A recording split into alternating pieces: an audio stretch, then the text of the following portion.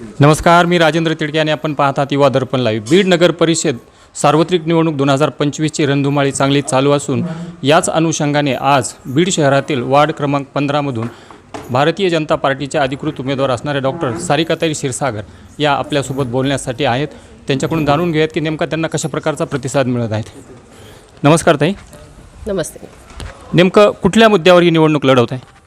आपला नेहमीचा आणि विश्वासाचा मुद्दा म्हणजे विकासाचा मुद्दाच असतो. विकास आपण मागचे 35 वर्षापासून बीड शहरामध्ये करत आलो आहे आणि तो विकास दाखवून नवीन विकासाच्या ज्या आपल्या कल्पना बीड शहरवासियांसमोर मांडणे ह्या एकच मुद्दा घेऊन आम्ही पुढे जात आहोत. निश्चितच, परंतु विरोधकांकडून अशा प्रकारचा एक आरोप केला जातो की गेली 35 वर्षे आपलीच या नगरपालिकेवर सत्ता होती, तरी देखील ज्या मूलभूत सुविधा आहेत, पाणी, मूलभूत समजा ज्या गरजा आहेत त्या पूर्ण केल्या जात नाहीत. आणखीन 35 वर्षापासून बीड शहरवासियांनी डॉक्टर भारतभूषण क्षीरसागर यांच्यावर विश्वास दाखवला. म्हणजे त्यांनी कामं केली असतील म्हणूनच दाखवलं ना. कारण कुठल्याच आता जर बीड जिल्ह्यामध्ये आपण पाहिलं तर कुठलीच नगर परिषद असो, नगरपालिका असो, नगरपंचायत असो, डबल तुम्हाला निवडून कुठल्याच नेत्याला आणता नाही आले. परंतु अध्यक्ष साहेबावर सगळ्या बीडवासियांचा विश्वास होता, त्यामुळेच आपण निवडून आलो आहे. आणि इथून पुढेही जर आता आपण सध्या शहरातली जरी कामे बघितली, जी पण सिमेंट रस्त्यांची कामं आहेत ते नगरोत्थान फेज 1, नगरोत्थान फेज 2 मधून आपण करून घेतलेली आहे. ते जवळपास 250 कोटीचा तो आकडा जातो. बीड शहरामध्ये माजलगाव बॅकवॉटरची योजना असो, नाट्यगृह असो, सगळ्या महापुरुषांची पुतळे असो, जिजाऊ आदरणीय मासाहेब जिजाऊंचा पण पुतळा सगळ्यात पहिले आपल्या बीड शहरामध्ये अध्यक्षसाहेबांकडूनच उभारला गेला. क्रीडांगणं असो, सगळ्या प्रकारच्या ज्या सुविधा बीडमध्ये दिसत आहेत ते डॉक्टर भारतभूषण क्षीरसागर यांच्याच माध्यमातून झाल्यात. त्यामुळे आम्हाला सांगण्यासारखी विकासाची मुद्दे खूप आहेत. त्यामुळे कुणीही अशी टीका करू नये की काही केलं नाही. विरोधकांना मुद्दा नाही, त्याच्यामुळे ते एक वाक्यात ते विषय संपवत आहेत की तुम्ही कामं केले नाही. आपण उल्लेख केला बॅकवॉटरचा, परंतु तरी देखील शहरातील महिलांचा अशी एक तक्रार आहे की गेल्या उन्हाळ्यामध्ये 27 दिवस नळाला पाणी आलं नाही. हा पाणी प्रश्न जो आहे मागच्या 1-2 वर्षामध्ये वाढला आहे. कारण बीड नगरपालिकेवर MSCBचं बिलाची थकबाकी आहे 36 कोटींची. आणि ती थकबाकी असल्यामुळे फोर्सफुली लाईट आपल्याला पाणी पूर्ण शहरामध्ये जे पहिले होतं 8 दिवसाला 4 दिवसाला ते सोडता येत नाही आहे. आणि तो मोठा गहन प्रश्न आहे. आमदारकीच्या लेवलवर हा खरं तर आम्ही अपेक्षा करत होतो की तो सॉल्व्ह व्हावा, परंतु त्यांच्याकडून काहीच प्रयत्न करण्यात आले नाहीत. परंतु आता आम्ही भारतीय जनता पार्टीमध्ये आहोत आणि ऊर्जा मंत्री आदरणीय फडणवीस साहेब आहेत, जे आपल्या राज्याचे मुख्यमंत्री पण आहेत. तर त्यांच्या माध्यमातून ही वीज बिलाची जी थकबाकी आहे ते टप्प्याटप्प्यात पाडून आम्ही रिक्वेस्ट करू त्यांना की ते आम्हाला टप्पे पाडून द्या, म्हणजे आम्ही ते फेडू. आणि मग विजेचा सप्लाय पूर्ण सुरळीत झाला की मग जी अमृत अटल योजना आहे, जी फडणवीस साहेबांनीच बीड शहरामध्ये दिली आहे, ती आम्हाला सुरळीत पूर्णपणे चालू करता येईल. आणि तो एकदा प्रश्न मिटला की मग हे 4 दिवसाला 5 दिवसाला पाणी बीड शहराला नक्की मिळेल. निश्चितच, म्हणजे पाण्याचा प्रश्न पूर्ण मिटणार आहे 100%. आपल्या निवडणुकीचं काही विजन असं नेमका कुठली विकास कामे करणार आहे? विजन आमचं असं आहे की सर्वप्रथम स्वच्छतेचा मोठा प्रश्न बीड शहरामध्ये आहे, जो प्रत्येक वॉर्ड आणि प्रत्येक प्रभागामध्ये दिसतोय. तर स्वच्छतेसाठी आमचे जो प्लॅन आहे तो आम्ही राबवणार पुढच्या 6 महिन्यामध्ये. आणि त्यानंतर रस्त्यासाठी बजेट डॉक्टर योगेश भैया हे आदरणीय पंकजाताई आणि आपले राज्याचे मुख्यमंत्री फडणवीस साहेब यांच्याकडून रस्त्यासाठी जे आपलं नगरोत्थान 3ची जी आपली फेज 3ची जी मागणी आहे जवळपास 125 कोटीची, ती आम्हाला आणायची. त्यानंतर सुशोभीकरणाकडे आपलं शहरात लक्ष असणार आहे. त्यामध्ये मग वयोवृद्धांसाठी वॉकिंग ट्रॅक्स असो, लहान मुलांसाठी गार्डनची व्यवस्था, काही ठिकाणी मंदिरांची मागणी आहे, त्याच्या सभागृहांची मागणी आहे. आपल्याकडे MPSC UPSCची मुलं आहेत ज्यांच्यासाठी वाचनालय खूप गरजेचं आहे शहरात, ते आम्हाला करायचं आहे. जेव्हा आपण कचऱ्याचा विषय निघतो तेव्हा घनकचऱ्याचं जे निर्मूलन आहे त्याच्यावर आमचा एक प्लॅन आहे. टाकाऊपासून टिकाऊ कोरडा कचरा जो असतो त्या कचऱ्याचं टाकाऊपासून टिकाऊचा एक मोठा प्रोजेक्ट आहे, जो ज्यांच्याशी आम्ही कॉन्टॅक्टमध्ये आहोत. तर त्यांचा प्रोजेक्ट इथे आणून त्याचं एक निर्मूलन व्यवस्थित आम्हाला घनकचऱ्याचं करायचं आहे. अशा बऱ्याच गोष्टी आम्हाला प्लॅनिंग आमची आहे. आमचा जाहीरनामा पण आजच प्रदर्शित होईल, त्यातून तुम्हाला दिसेल. महिला बचत गटासाठी आपण मार्केटची वगैरे व्यवस्था शहरात केली, त्याला अजून थोडंसं इम्प्रूव्हमेंट करून नवीन जागेत ते आम्हाला ते मार्केट आणायचं जे बचत गटासाठी असेल. महिला सक्षमीकरणासाठी आमच्याकडून खूप कामे केली जातील. आपल्या बिंदुसरा नदीचं सुशोभीकरण आहे, त्याच्यावरची जी पुलं आहेत त्यांचं सुशोभीकरण, ट्रॅक्स तिथे थोडे वॉकिंग ट्रॅक करायचे आहेत आम्हाला, जेणेकरून शहरात जे वयोवृद्ध आहेत, काही तरुण मंडळी सकाळी वॉकला जातात, त्यांच्यासाठी आपल्याला तिथे सोयी करता येतील. असे बरेच प्लॅन्स आहेत. विशेष करून महिलांसाठी काय योजना राहणार? हे पहा, यावेळेस नगराध्यक्षाचंच जे रिझर्वेशन आहे ते मागासवर्गीय महिलेसाठी आहे. त्यामुळे आपल्या नगराध्यक्षाच ज्या भावी आहेत त्या महिला आहेत. आणि मला सांगण्यात आनंद होतो की बाकीही 52 जी सीट आहेत त्यामध्ये जास्त प्रमाणे महिलांचे, त्यामुळे 50% प्लस अशा महिलांचं तिथे राज्य असेल. आणि एक महिला म्हणून मी सांगू इच्छिते, महिलांना स्वच्छता ही खूप प्रिय असते. त्यामुळे महिलांनी, प्रत्येक महिला नगरसेवक ही त्या गोष्टीवर जास्त लक्ष दिल्याचे आम्ही तुम्हाला विश्वास देतो. आणि मी आता सांगितल्यासारखं महिला सक्षमीकरण, बचत गट अजून वाढवणे, ते नगरपालिकेशी जास्तीत जास्त जोडून घेणे, नगरपालिकेच्या माध्यमातून जो त्यांना निधी मिळतो सध्या 10,000 वगैरे, तर त्यात थोडंसं वाढवून घेणे, त्यांना आर्थिकदृष्ट्या आपण सक्षम करण्याचा प्रयत्न करू. विविध व्यवसायाचं प्रशिक्षण आपण नगरपालिकेकडून देण्याचा प्रयत्न करू. ज्या योजना आहेत सरकारच्या, जे खरं तर विविध समाज घटकातील महिलेसाठी वेगवेगळ्या योजना आहेत. ओपन समाजातील महिला असतील त्यांच्यासाठी आर्थिक योजना आहेत, मागासवर्गीय महिलांसाठी वेगवेगळ्या योजना आहेत. 4 लाखापासून ते 20-30 लाखापर्यंत सरकार कर्ज देतं.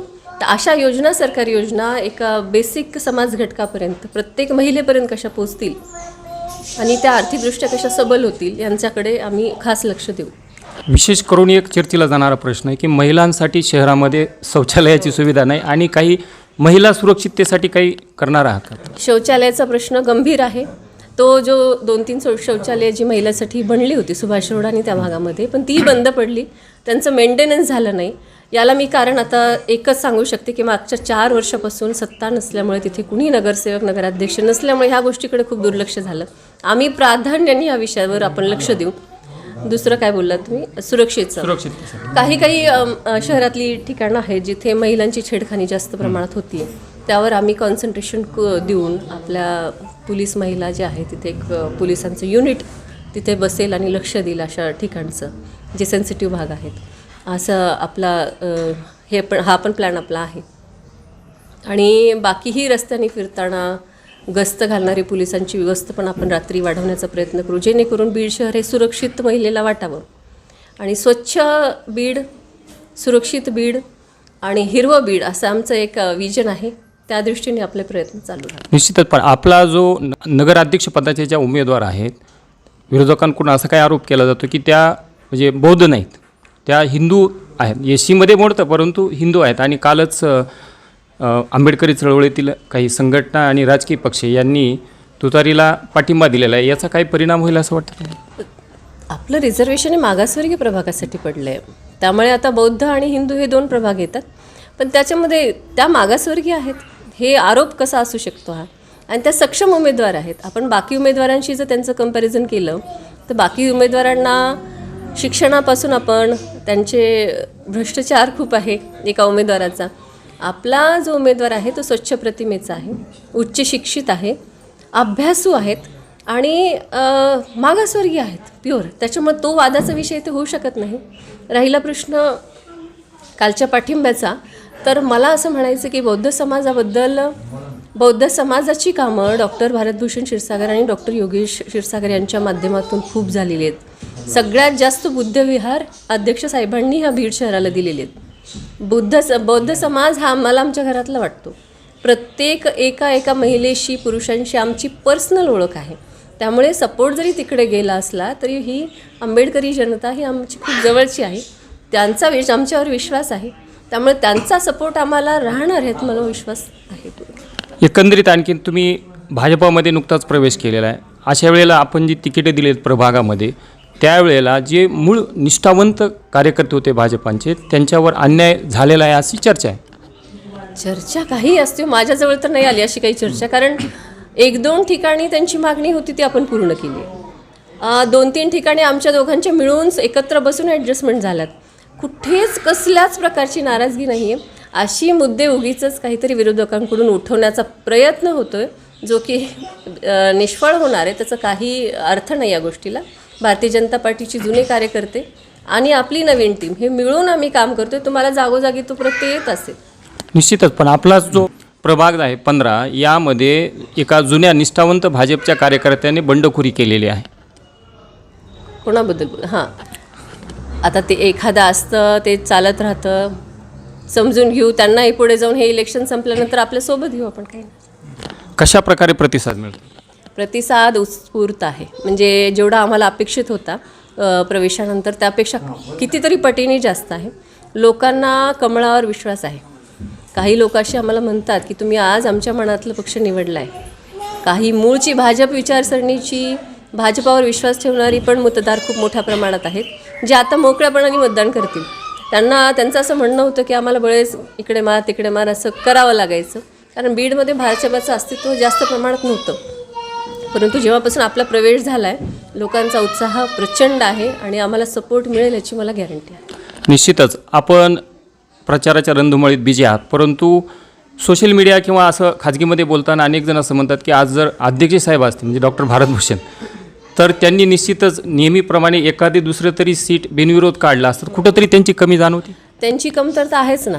अध्यक्ष साहेब होते. आम्ही त्यांच्या पावलावर त्यांनी जी पायवाट टाकली आहे त्याच्या मार्गक्रमण आम्ही त्याच्यावर करत आहोत, पण त्यांची आमची बरोबरी होऊ शकत नाही. ती कमतरता बीडकरांनाच नाही आम्हाला पण खूप मोठ्या प्रमाणात जाणवते. परंतु त्यांचे विचार धरून आणि त्यांची जी विकासाची वाट धरून आम्ही चालत आहोत आणि ते जरी आमच्यासोबत नसले तर त्यांचा आशीर्वाद आणि त्यांची जी सदिच्छा आहे ते आमच्यासोबत आहे आणि कायम राहणार. निश्चितच मतदारांना काय आव्हान करा? मतदारांना एकच आव्हान आहे, स्वच्छ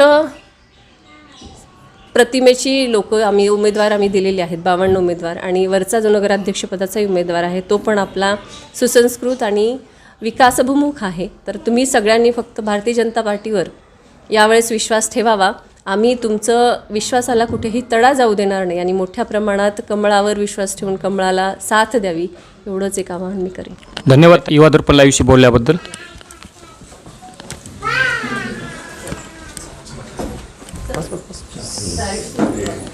तर या होत्या डॉक्टर सारिकाताई क्षीरसागर. त्यांनी आपल्याला असं स्पष्ट सांगितलं की गेल्या 35 वर्षापासून आम्ही विकास करत आलेलो आहे आणि याही पुढे विकास करतच राहणार आहे.